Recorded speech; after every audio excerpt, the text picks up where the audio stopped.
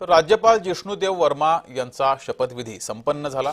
लोकभवनामध्ये राज्यपालांचा शपथविधी पार पडला। जिष्णुदेव वर्मा यापूर्वी तेलंगणाचे राज्यपाल म्हणून काम करत होते। राष्ट्रपती द्रौपदी मुर्मू यांनी महाराष्ट्रासह एकूण 9 राज्यांच्या राज्यपालांच्या नियुक्त्या जाहीर केल्यात। यामध्ये राज्यपाल जिष्णुदेव वर्मा यांचा शपथविधी हा संपन्न झालाय।